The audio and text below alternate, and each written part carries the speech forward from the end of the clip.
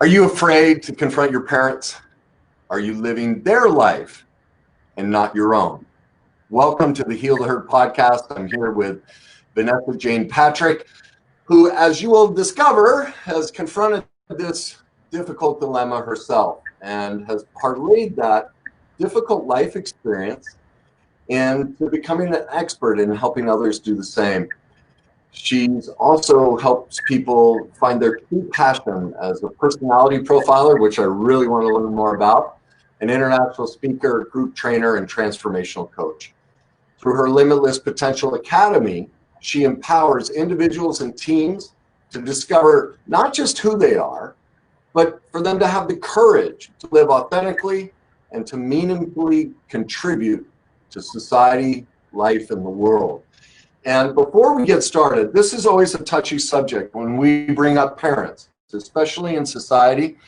We all are very protective of our parents, as we should be. And so I want to get this disclaimer out of the way.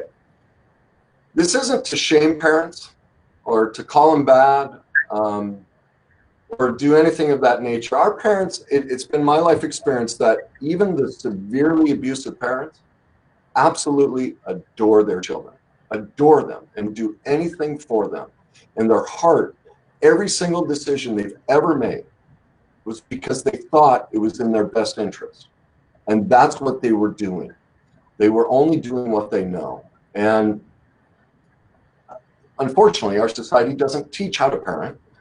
And so most of us don't have a lot of information about how to do it. But that doesn't make a parent bad. They're just doing the best they can. They're not out to get us or wrong. You can only do what you know. And as we know better, we can do better. And we have to remember, too, that it really wasn't until the last 50 years that we even started talking about parenting as a society. So how could any parent know how to be a perfect parent? It's just not possible. We're just starting to open the door into what maybe a little bit more improved parenting might look at. So please, as we discuss these difficult topics, if you're a parent, please don't hear that we're attacking you. If you've been a parent, maybe the kids are gone. This isn't to ruffle your feathers either or shame you in any way. But I will say this. This was something I had to learn. We are never to blame for doing something we were completely unaware of. How could we? We did the best we could with what we knew at the time. But as we know better, we can do better. And for those of you who maybe your kids are gone, or maybe you have kids right now, and you're going to hear some information you maybe never heard of. What I will say is if you hear about some things now that might make you a better parent and you choose not to investigate that and do something about it, well, that I will hold you accountable for. Because for the first time in your life, you actually had a choice. And you chose not to investigate that and maybe repair things with your kids and things like that. And as Alice Miller said, the reason I will hold a parent accountable for that is because, do you realize something? When we hold our parents accountable, you know what we're doing? That little child inside of them that was hurt too, that learned these things that they then did with us, that child deserves a voice. And if we adore and love our parents back, by not having this discussion with them, not opening this door, we're robbing the child inside of them. And at least to me, I don't find that loving. I would want to give my parents' child a voice, that child inside of them. So I hope that's my goal. And whenever I approach the subject, if I make a mistake in it, please hold me accountable. I'll do my best in trying to honor that. But I just want you to know that's my heart in it. So with that said, let's get to Miss Vanessa Jane Patrick. And we already have the discussion. I can call her Vanessa. I'm like, is it Vanessa Jane? What do I do? So Vanessa, how are you tonight? I'm doing amazingly well and super grateful to be having, I'm super grateful to be having such an in-depth conversation with you today. It's funny actually, because you started the conversation with the question, are you afraid to challenge your parents, in other words? But basically, I thought you were asking me that question just straight up, and I felt myself go, whoa, whoa, right, we're diving straight into the heart of it. So that was funny. And I really appreciated your introduction to what we're going to be discussing today, because that's ultimately what came up for me a little bit since us meeting and then kind of deciding, let's have a conversation about this.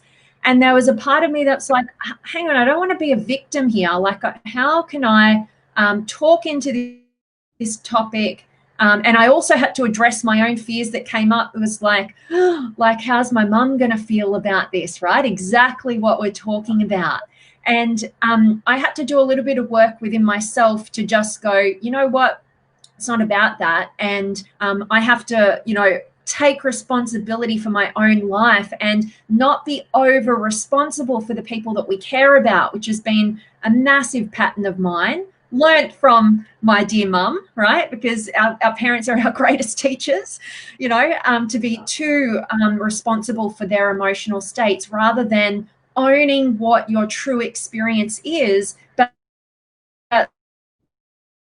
like you're saying, taking 100% responsibility for that, right? Like when you're in the know, you got to do better, like you said. So yeah, excited for the conversation. I appreciate that. And yeah, I mean, you just brought it up. That's what we all go through. As I talk about all the time, we have two needs as a species. The first is attachment. We will die if we don't physically and emotionally attach to another human being, mostly our parents. And the second need we have is our authenticity, the ability to pursue our what I call our greatness, our inherent power, what we are meant to express in the world. Well, that guilt you brought up, that's the double bind we're placed in. Wait a minute. Because of our parents' perfect imperfections, we get, they do their best, but we end up having to sacrifice who we really are for attachment to become what they want, so they love us so we don't die. But then we get older and it's like, well, wait a minute, if I go pursue me, that means I may have to confront some of the things they did that, were less than nurturing or perfectly imperfect, and that might hurt them. Oh my God, guilt, I'll pull back because I don't want to do that. And that's robbing us all of our greatness. And so I know you faced that dilemma, and I would love to just be quiet. And the story you told me of the life you were living and that binds you, whether it was, I don't know the word, if I want to put placed on you, or you found yourself in with your parents, the dynamic with your parents, how that showed up in your life, and then ultimately how you faced it. I think that's why I wanted to have you on here, because millions of people are scared to death to confront this. They're afraid they'll lose their parents, but the truth is you actually gain a connection deeper than you ever had. And that's, you're a story of hope and wisdom of, look, it's scary as hell to do, but if you do it, this is what comes from it. So if you'd be willing to kind of start from the beginning, some of the stuff you told me about the expectations growing up and how that played out in your life, and really the story of when you decided to face it. So please go.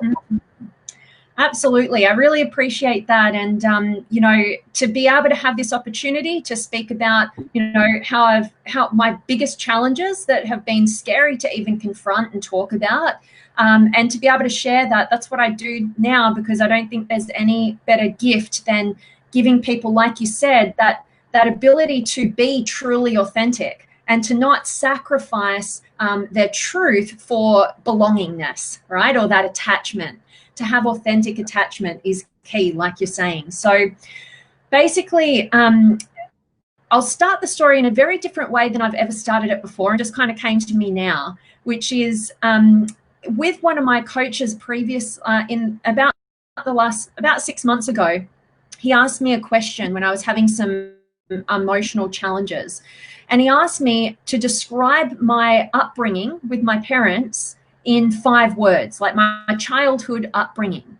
And what I came up with, and you guys listening to this message might want to do this as well, because it will give you a lot of insight. But basically the 5 words that I came up with were isolated, empty, disconnected, expectations, and perfection. And what was happening for me at this point when my coach was asking me to describe my upbringing in those 5 words was I was having trouble in an intimate relationship of mine.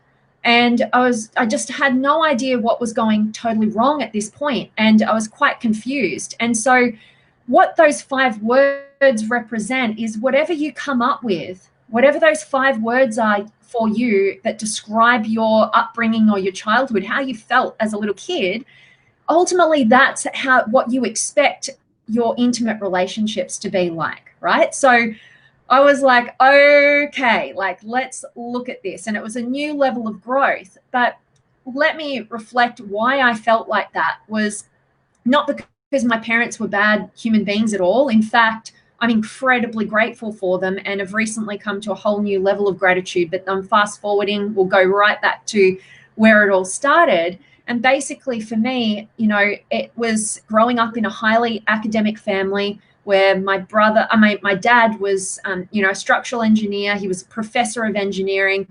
He ran his own business and was the dux of the school, you know, all that sort of stuff. And my mum being, you know, always talking about how intelligent your dad is, and you've got your father's intelligence and you could do anything in the world. So it sounds pretty great, you know, but growing up when I was in primary school, every morning when my mum dropped me off at school, she'd say, Vanessa, you've got your father's intelligence. You can be anything, you know, like, what do you want to be when you grow up, right? And I don't remember what my answers were normally, but like I remember this one time I felt really clear about who I wanted to be when I grew up. And one morning she turned around, she said, you know, she was so excited. And she said, what do you want to be when you grow up, right? What do you want to be? Not who. But basically I answered, I said, I want to be a policewoman, right? Because my best friend's dad was a policeman and I just thought he was the coolest thing ever. And I remember being so excited by that.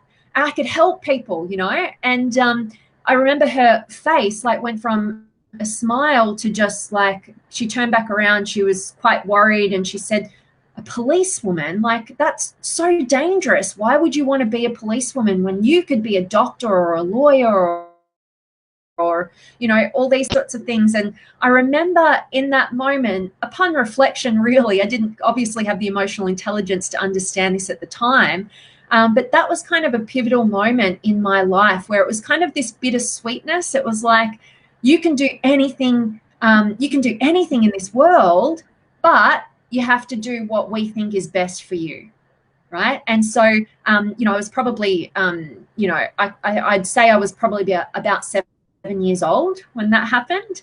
And then basically fast forward through my life, it was just lived as the absolute chameleon. I never knew what I wanted to do with my life. I never had that drive like other kids I saw. They were so phenomenal at this one thing over here. They were great musicians, or they were great at sport, or they were, you know, phenomenal at English or whatever. Like, I was just kind of the same across the board. Like, I could do it all, but I wasn't like, none of it was just like, oh, like that's the thing for me. And basically went through my life where, you know, I had my brother pick my degree for me, where my inkling, my heart said, I want to be a psychologist, right? That's because I love learning about why people do what they do. And I had that conversation, and that was quite shut down. Like, oh no, there's no money in psychology, and you're gonna have to deal with everybody's problems, like, you know. And so I put that to the side and said, you know, what should I do, to one of my brothers? And he's like, you should do a business degree. I'm like, okay. So I just, you know, I applied for universities and got into a business degree, and that was just, I couldn't escape it any, like, if I tried harder, I couldn't have escaped it anymore. I was out partying 6 nights a week. The only reason why I wouldn't party 7 nights a week was because there was nothing open on a Wednesday, you know, and that was ultimately my life, just a total escapism. And if I wasn't out partying, which I could only do when my best friend at the time came and moved in with me, and we were 2 kind of 19-year-old girls living in this big house all by ourselves, interstate from our families, and we did that party lifestyle. But when I was really trying to do uni, it was just, I couldn't even sit there because it was so not who I was. I wasn't doing anything that was in alignment with who I was, because I didn't actually know who I was. And I thought partying was just the most fun thing in the world. But upon reflection, and like that sort of lifestyle, like, would horrify me to be a total part of now, because it's such an escapism and disconnection from myself. It was a way of running away from that inner voice that was telling me, like, what the hell are you doing? Who are you? Whose life are you living? All that stuff I just couldn't handle thinking about. So I got distracted in meeting new people and going out partying and, you know, doing all that sort of stuff that comes with it that's so destructive.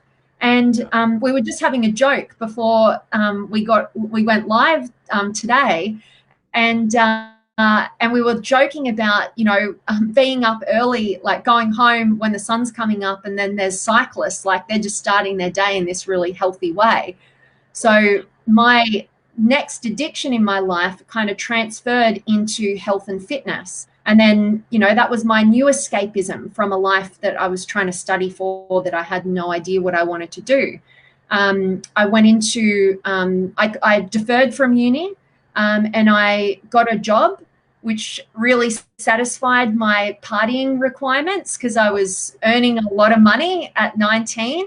And, you know, just funding all my new dresses for every night that I was out, and, you know, just the whole night out, you know. And so it wasn't until the global financial crisis hit and my kind of comfy, cushy life working in mortgages kind of got drawn to a halt. And I had to make a decision. Do I kind of go the corporate realm, which I could see was really inauthentic? Like, I didn't like how you had to move up the ranks. I didn't like the environment.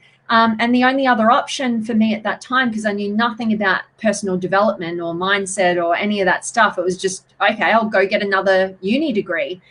And so, still not knowing what the hell I wanted to do with my life, who the hell I was, I just decided, well, if I do law, that will open up the most doors. And subconsciously, that'll get me the most acceptance and approval from not only my parents, but it was really big for me and my grandparents. Like, I really wanted to prove myself to them as well. And because they were very academic, you know, very scientific, all that sort of stuff. And I really admired them as well. And so went and studied that, and again, you know, falling into the same traps of, you know, just distraction and destruction, mainly around just being hype, like Nazi-like with my health and fitness, like being so distracted by measuring every single calorie that was going in and feeling guilty if I ate anything bad, and just such a Nazi around this realm, which I've since realized was just such a great distraction from a life that I didn't want to live. Really phenomenal at deceiving myself, really, you know, getting gold medals in the realm of self-deception. You know, but basically, it wasn't until I had about a year and a half left on my law degree, and every day that was going past with that, you know, I kind of felt like this tug of war, because I felt like kind of accomplished because I was succeeding in those classes. And then on the other side, I was feeling, yeah, just like every day that was ticking by, I was starting to see what a future would be like as a lawyer. And it didn't feel good to me. Like, I didn't feel like it suited my nature. You know, I hate, it felt like I was separating and dividing rather than connecting and understanding. And that's what, you know, that's what I do these days. But basically, even at that point when I was studying law, I remember I came top of my class in mediation. And it was the first time that mediation had been brought in, at least in an Australian university, to the first couple of years of that course. Usually they leave it till the 5th year, and then people are like, whoa, this is the total opposite mindset, and they fail it. So they decided to bring it forward. And I really excelled in that, because that's what I love to do, is help people understand themselves, each other, and bring about connection.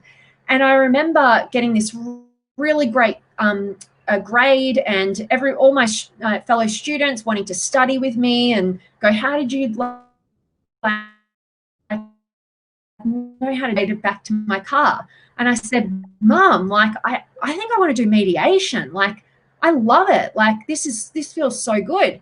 And again, like, she hit me with this mediation, but aren't you going to be a lawyer? What's mediation? No, you can be a lawyer, Vanessa. What are you settling for that for, right?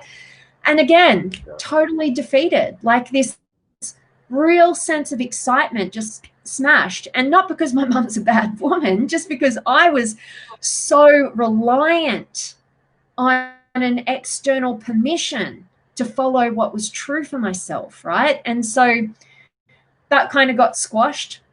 And, then what happened for me was I'm in this state of distracting myself with health and fitness and just pushing through and not wanting to address the fact of what my life and my future was going to look like.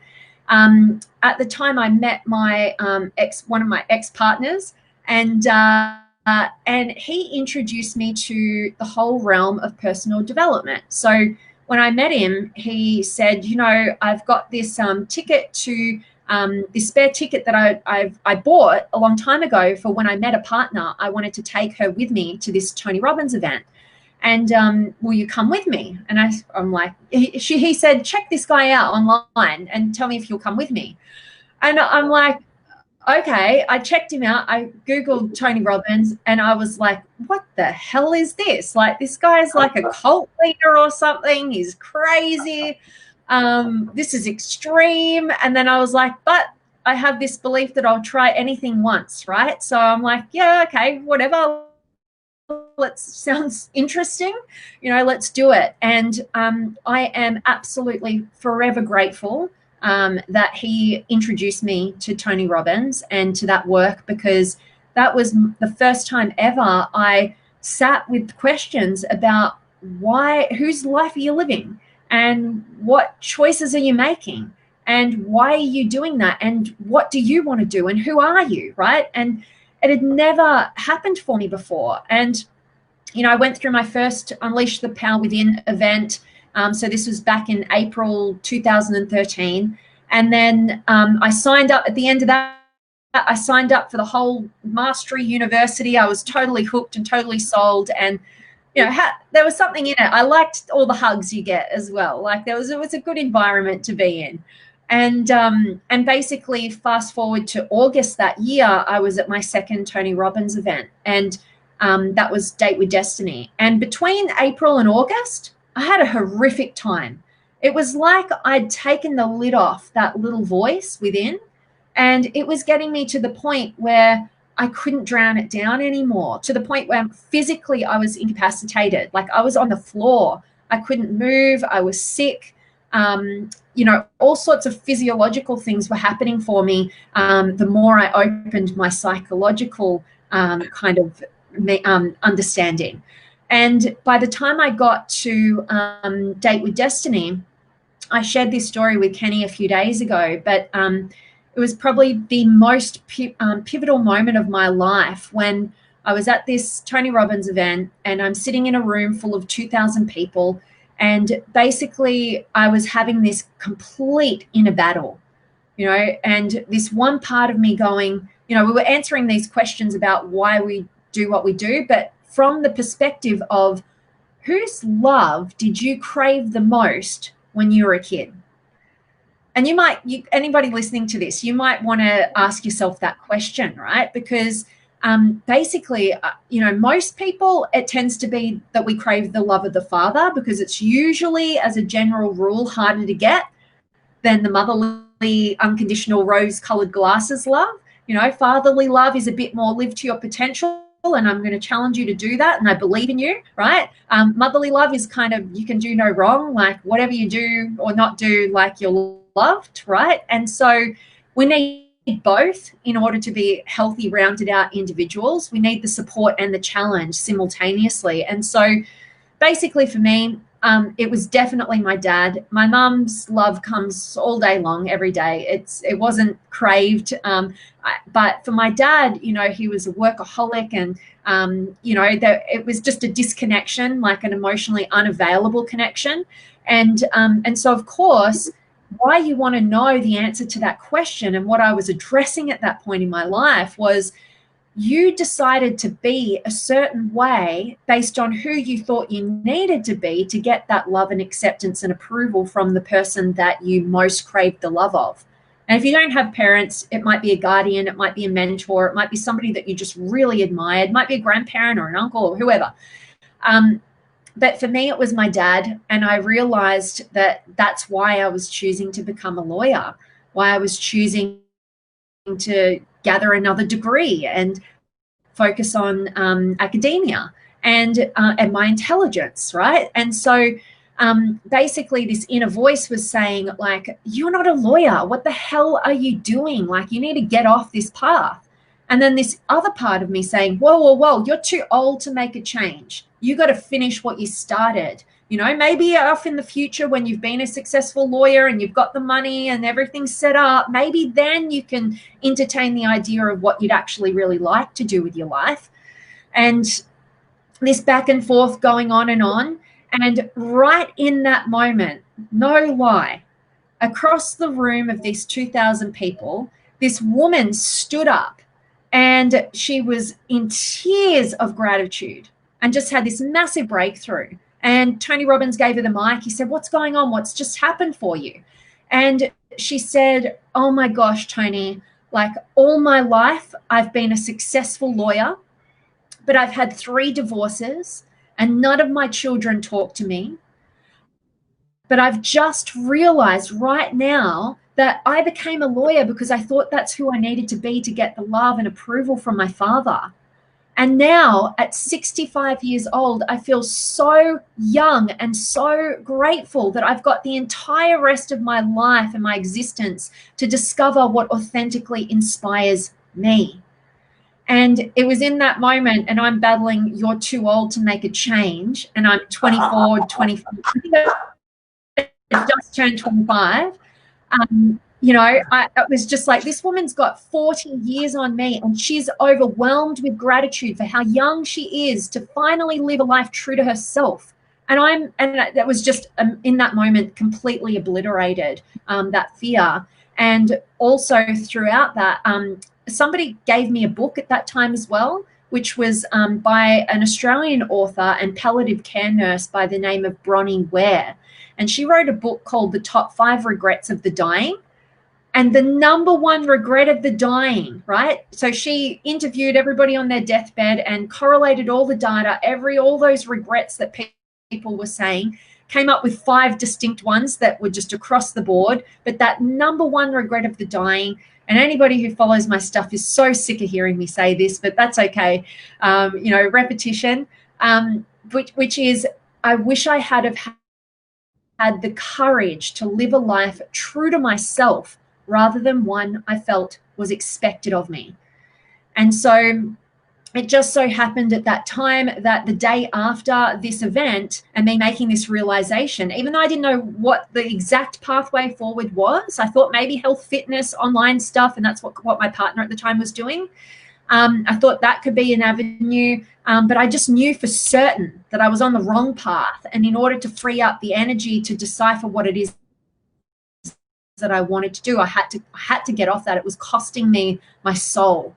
And it just so happened that the day after this event was the final day to let my university know as to whether I was going to come back or not. So I gave them that call. I did put off the call I had to have with my parents for about 2 days after this event, and they were trying to contact me like, where are you? And then I did have the conversation, and you know what? Every single one of my worst nightmares happened with my choice. I feel like at the time my family was paying me a full-time wage to go to university, a car, my phone bills paid, every bill taken care of, even an allowance on top of that, right? So it looked like I had it made. And so that was all completely cut off. My parents said to me everything that like my previous self before this event would never have been able to think I could handle, which is, you're a failure. You have to finish what you started. Wonder where I got that one from.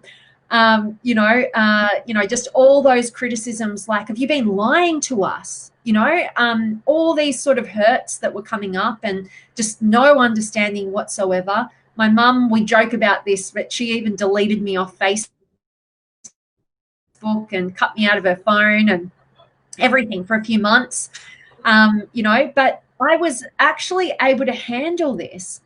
And the reason why I could handle it was because I'd never had the level of certainty I had in that moment to actually bring up to the surface and really give myself permission to stop doing the things that weren't in alignment with who I was, and actually give myself the freedom to discover what the hell I wanted to do with my life, not living anybody else's. And so I also, at that time, what allowed me to handle their criticisms and the challenge of that time, and being cut off and, having to be self-sufficient for the first time in my life, which was actually a very valuable thing for me to have occur. Basically, I realized that my parents just want me to be happy. It's just that their model of the world is, in order to be happy, you have to be a successful lawyer or doctor or engineer, and I'm living my own life. And if I know they just want me to be happy, then I'm absolutely doing what they want, right? They might not know it right now, but if I can show them what a truly happy, authentically happy daughter looks like, then I know they'll come around. And it has taken a lot of reassurance over my life and over this, past 7 years. Probably what helped my dad mostly, and my mum, I'd say, was just seeing that I can make my own money, because I think that was a real concern of theirs. But, I'm happy to report now it's been challenging, but, now my parents are my greatest supporters. Like, my mum even works in my business for me. So I'm very grateful for that. And also I mentioned, the gratitude that I've gotten to at a higher level more recently was just deep diving into Maslow's hierarchy of needs. It's foundational to all this psychology and whatnot. And the reason why it stood the test of time is because there's so much truth to it. And basically, you need to have your security, your finances, your safety, all that stuff taken care of, which I used to be so repelled by from my parents. I'm like, what are you worrying so much about that? It's about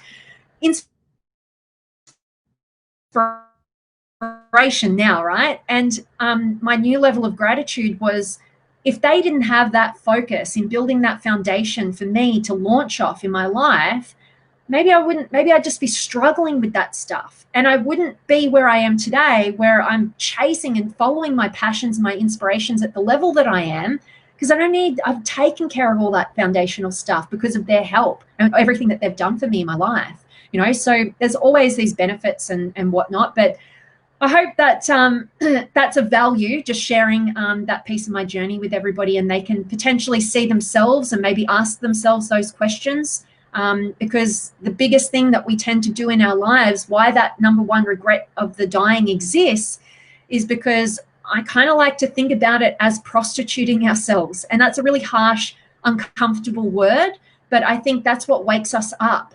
If you're not living your life, what are you selling out for, right? Like I told you, I had all the finances and all that stuff coming, being taken care of, and I could belong. But if you up level your connection and understanding with yourself, it sets a new standard for the depth of connection you require in all other relationships. If you're totally disconnected from yourself, like I was, you'll settle for connections in your life that are disconnected from your authenticity, and you just do whatever you got to do to belong.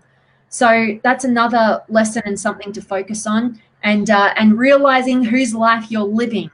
When we build that awareness, we set ourselves up for that opening to transform and direct our own course of our lives. So, yeah, hope that was of value. Yeah, no. And you touched on so many different things. It goes to kind of my intro.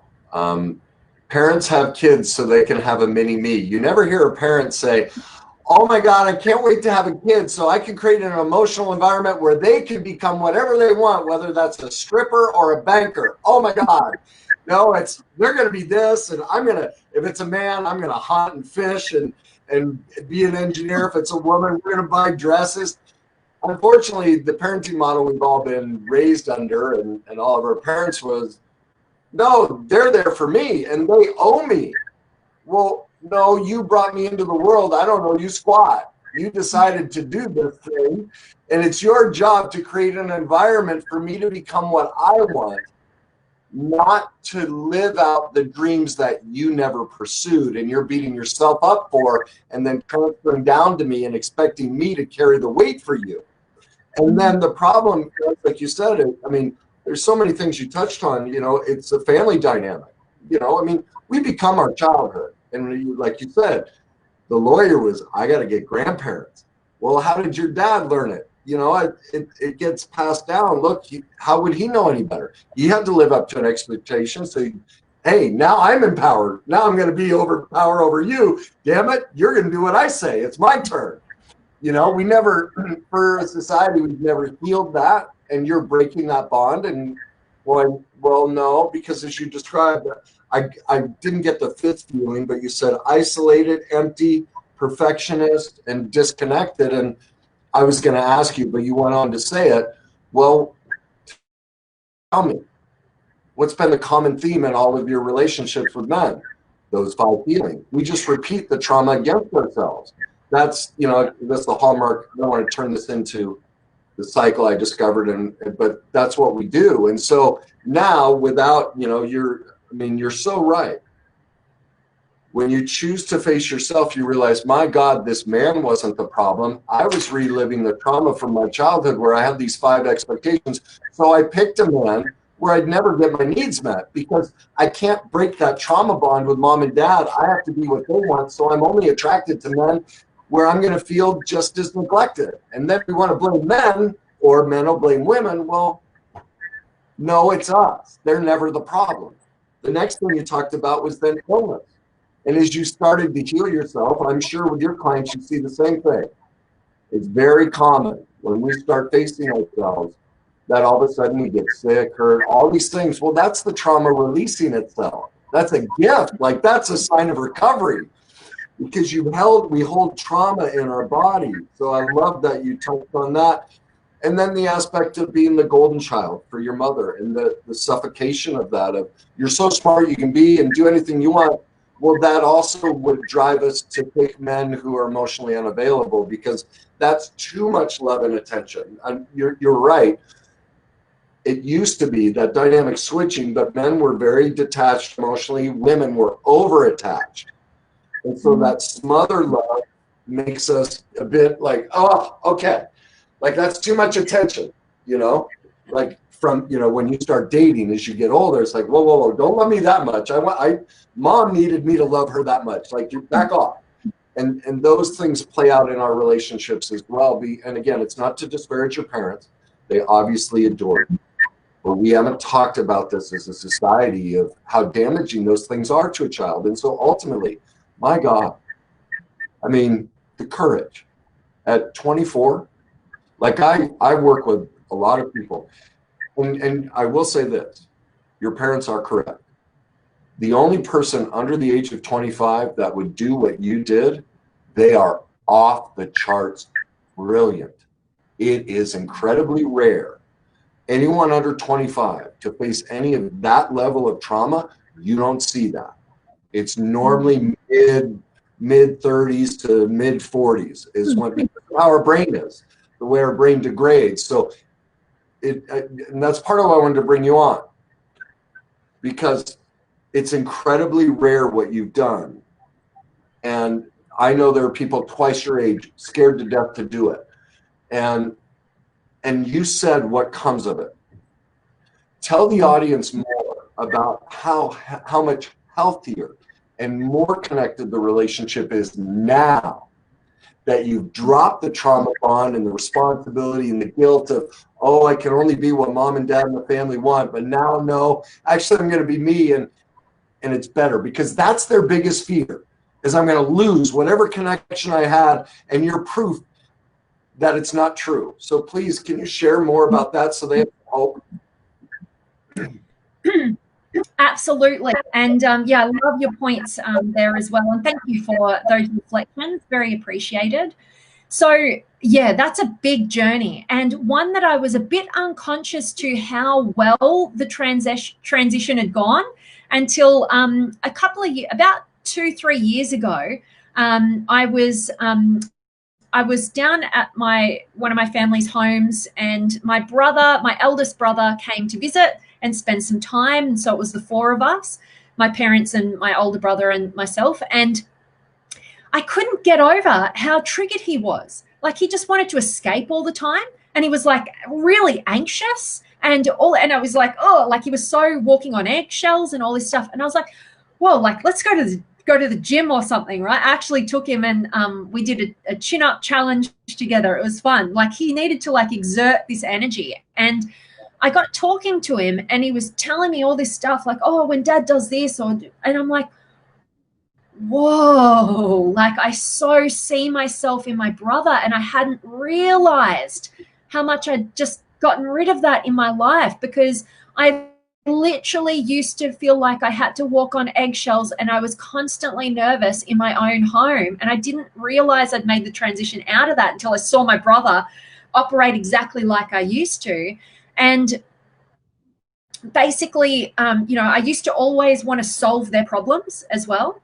Like if I heard them have an argument or something, I'd rush in and I'd like, I want to protect and just go, hey, let's talk about this level-headedly or whatever. But I'd be very nervous and stressed about it. I was really trying to create harmony so I could feel okay within myself, right? And there was a lot of that. And I wouldn't ever share anything personal. Like if I had a challenge in my life, they'd never know about it. And I became an incredibly private person. Even my partners, you just saw my list of 5 words, right? Perfection and living to expectation. I had to be on the pedestal. Yeah, go for it. Can I interrupt on that? How is that for you now? Because with the environment you grew up in, being vulnerable would scare the living hell out of you. And really, and I mean sexually, emotionally, intellectually, spiritually, all levels of it, it'd be like, oh, I mean, I just know that what those dynamics breed with intimacy struggles, and how, if you're willing, if it's okay, are you willing to go down that road and talk? Because the reason I bring it up is, this is a common problem of women nowadays. The female intimacy, intellectual, emotional, sexual, all of it. The dynamics have shifted so much. And so if you're willing to be vulnerable there, it would let a lot of women know, oh my God, that's me too. But I want you to protect yourself if that's not comfortable for you. No, you know what? I really appreciate this open dialogue. I think there's not enough of it in the world. So yeah, and I know that what helps people is authenticity. So you got to be real, and you got to be willing to face your stuff, particularly if you're in this industry and you build relationships this way, right? You're being a role model. So absolutely, that dynamic affected every single one of my relationships. And so what happened for me, I've always been in long-term relationship. This is really the first time I've been out of long-term relationship in my life. And I've had like a couple of little spaces, but like it's always been long-term, like multiple year relationships. And be alone. Yeah, absolutely. And each one of those, I've allowed the other person to determine the level of depth and vulnerability that can take place. And that's, that's on emotional level, sexual level, every way, right? And deep down, because of, I love, I say this quote all the time as well, but Dr. John Demartini says that, and if you don't know his work, guys, go check him out. That basically he says your perceived voids create your values. So I had, like you said, such a void in my childhood of this vulnerability. In fact, I was taught vulnerability is an absolute weakness and will get you if you're too soft. There's lots of gifts that gave me, right? Because I've just, developed my strength in dealing with challenging people. But basically, that was like, okay, shut down your emotions. Don't go there.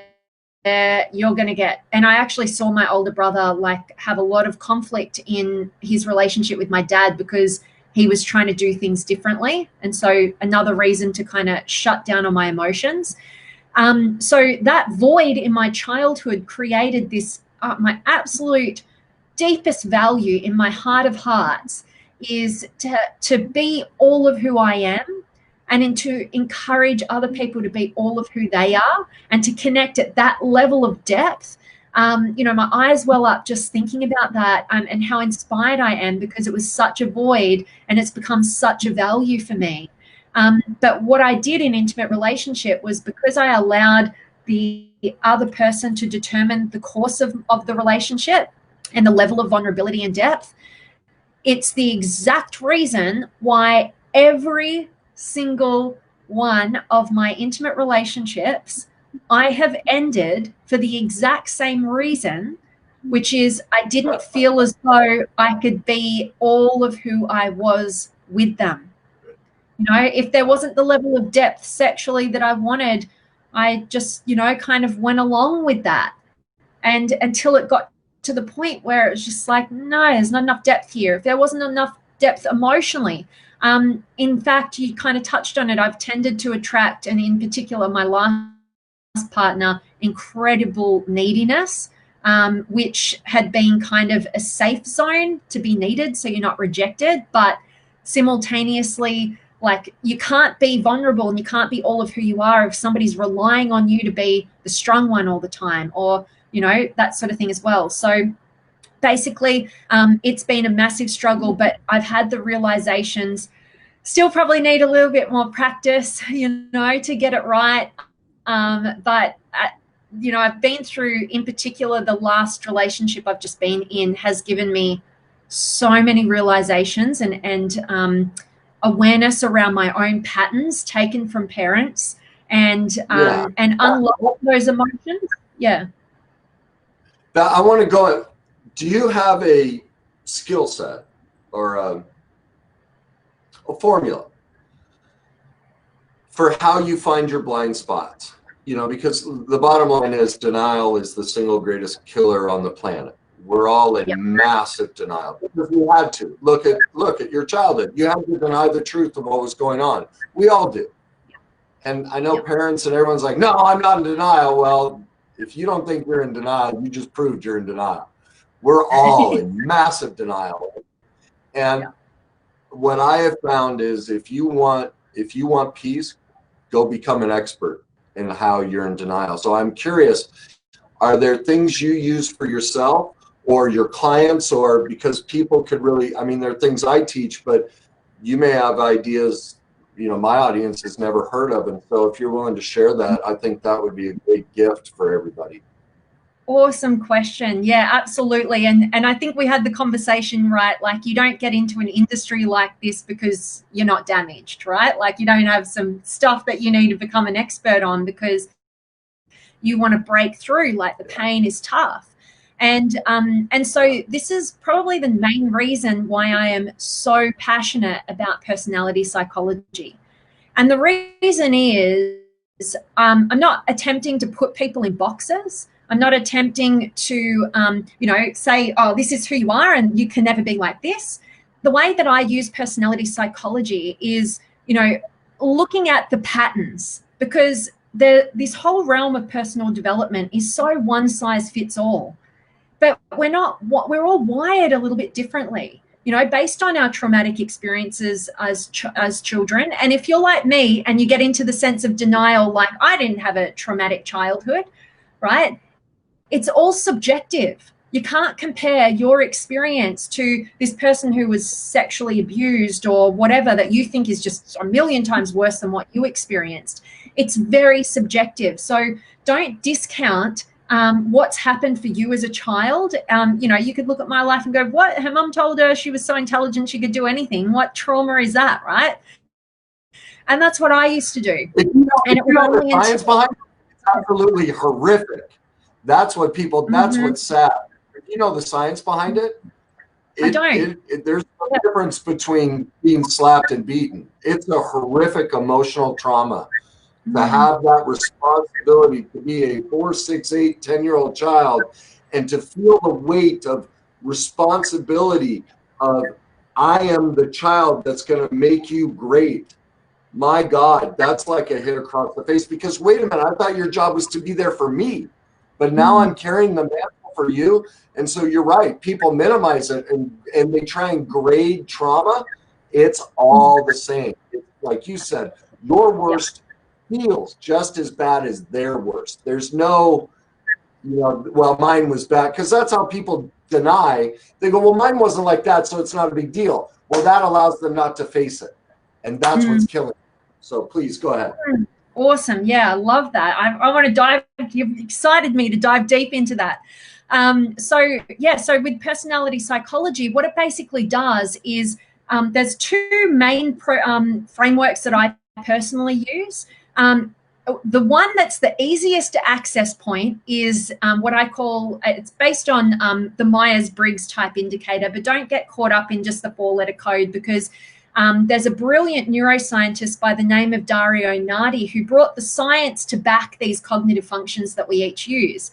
And basically, each of us are wired a bit differently. We have strengths and weaknesses cognitively that, impact how we are affected emotionally, psychologically, all the rest of it. And so basically what that system does is help you to discover your strengths and your weaknesses and where you go defensively and why things impact you in the way that they do, and where you go uniquely for you when you get stressed or overwhelmed or just lose yourself. And it just gives you this picture of kind of like going, here's why your patterns play out, right? And I cannot stop diving deep into this. I live my entire life, every waking moment, diving deeper and deeper into how's this showing up for me, or what's their personality type, and how are they affected by this, and what's the best way to really connect with this person, or what could be really traumatic for that person.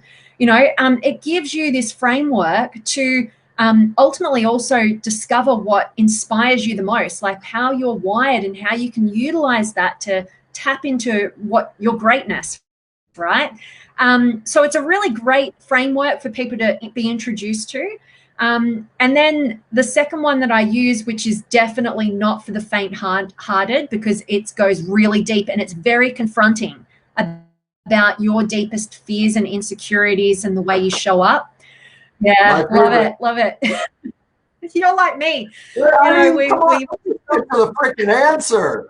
Like, look, all my addictions and the stuff I put myself through, like, I'm done playing around. Like, let's get there, Now, when you're beginning the process, you don't want that. But when you, I don't know, if you live the life I've lived, it's like, look, just bring me the pain. That's where the answer is. So, well, that's funny, because the model is called the Enneagram. You guys can go check it out. But basically, I'm a type 3. I'll give an example. So I'm a type 3. And this is exactly why I need to look at myself very, diligently, because the type 3, one of their biggest challenges is self-deception.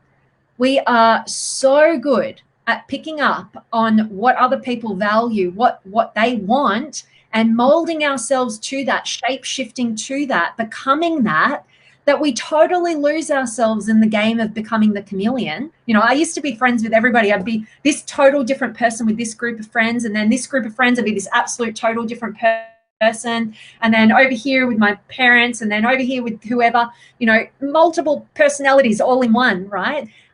Being that chameleon, which can be a strength, but it simultaneously your greatest Achilles heel.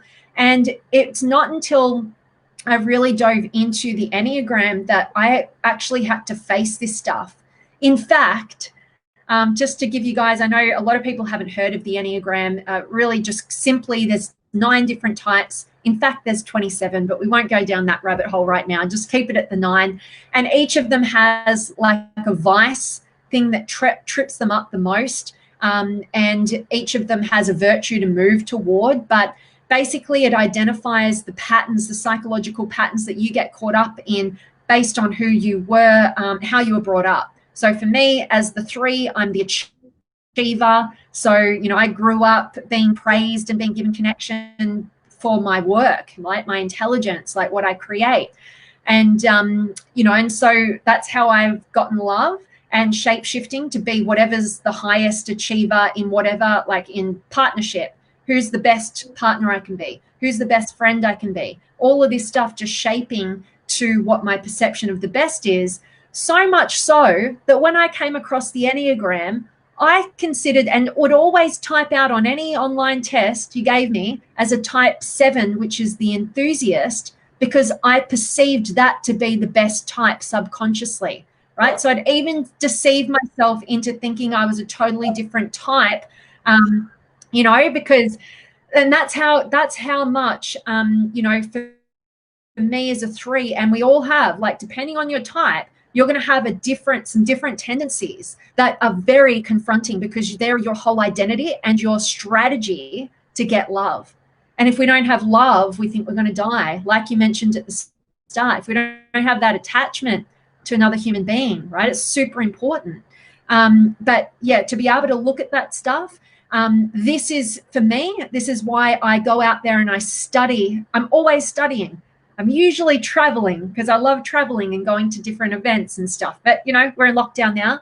But basically, I go and learn all these different frameworks of human behavior, human potential, human fulfillment, and simplify and systemize by using myself as the human guinea pig of personal development, you know, to see what works for me, and then to help give that to others, like my clients and whoever's working with me. So I've been studying this stuff very intensely, and I haven't found anything more valuable for myself or the clients that I've been working with than this stuff.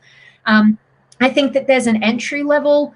Some people, you know, there are things in personal development that are a lot more universal, and that's absolutely valuable. And then there's something that's very unique to you, and that's really important to have that kind of leverage point to see how you're different, and you struggle with different things, even though you're a human being, but basically you've got a strategy, and that's really what personality is all about. So yeah, I hope that gave you some information. Yeah. I'm going to kind of, as we wrap up here, I'm going to kind of sort of rapid fire questions so people can get to know you a little bit different. Mm-hmm.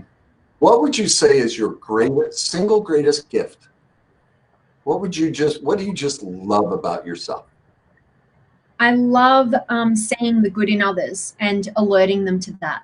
Like that, like, makes me get very emotional thinking about, actually, because yeah, it's something that I, again, you know, perceive voids to values, being able to see the authentic nature of somebody and draw that out and shine light on that. Yeah.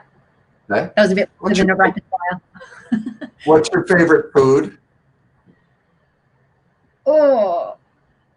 Favorite food. Oh, like variety. I love variety. I'd say Middle Eastern. I love the food in Dubai, which just blew me away. Okay. Your favorite color? Purple. Your biggest dream, one dream. What is it?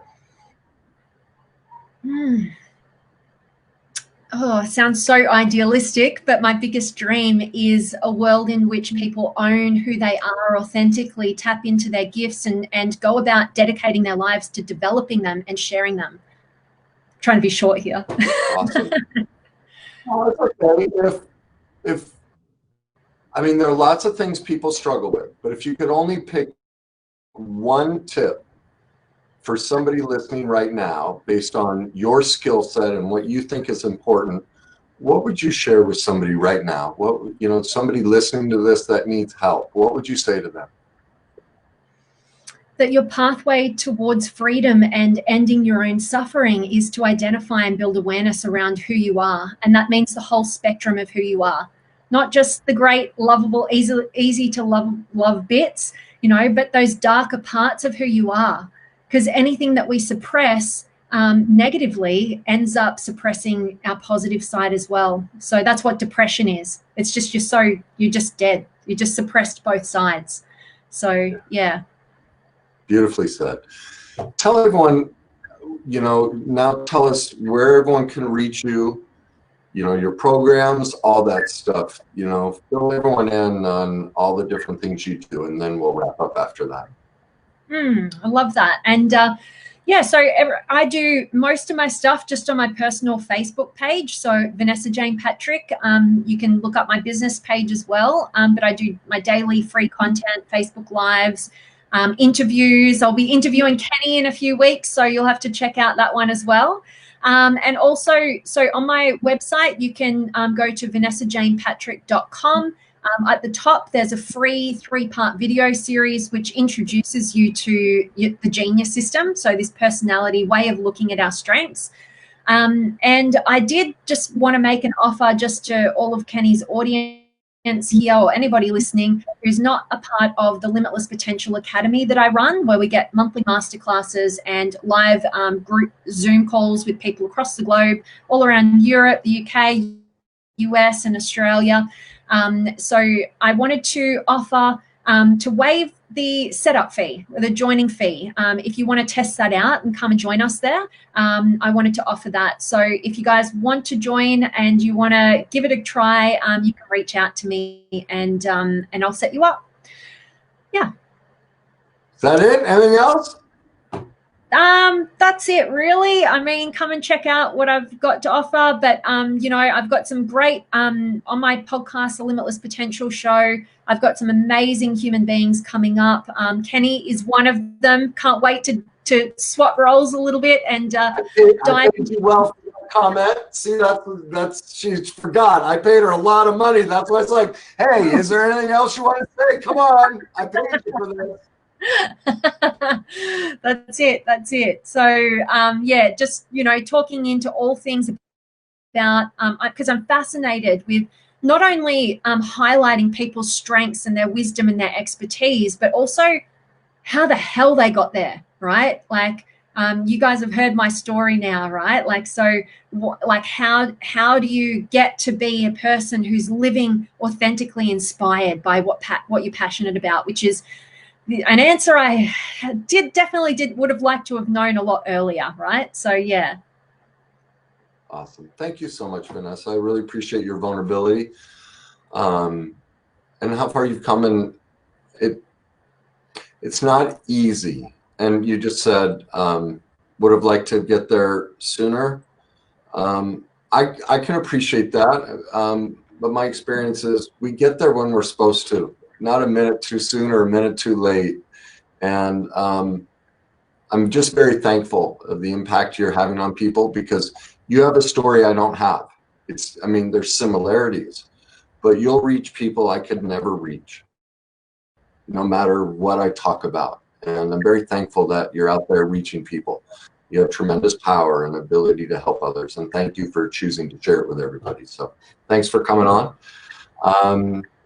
Time to wrap up the show. As I always say, remember, whenever we judge, blame, criticize anyone or anything, we're just seeing a part of ourselves that we haven't addressed yet, something we ultimately haven't forgiven ourselves. But don't ever forget, the opposite is true also. When you see greatness in somebody, all you're ever seeing is yourself. Now, if you can't accept that, if you can't see that, if that's hard for you to let in, well, that's what the greatness movement is about. That we've lost touch with that. And we all have that within us. So if you're looking for help with that, please reach out, kw@kennyweiss.net. We'll get you to a place where you can accept how absolutely wonderful and great we all are. All right. Once again, thank you, Vanessa, for tuning in. I appreciate it.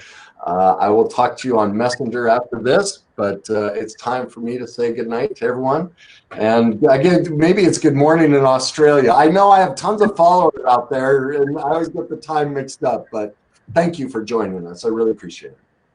Well, Kenny, I just wanted to acknowledge you for the human being that you are. Thank you so much for the work that you do. I feel it. You know, we've only just recently connected, but I can tell that what you do comes with such heart and wisdom and experience in those dark places that most are unwilling to go. So thank you so much for the heart that you bring and the work that you do, and also giving me this opportunity to potentially help and support some others. And I really look forward to having you on the Limitless Potential show coming up soon. Sounds wonderful. Have a great night. Take care.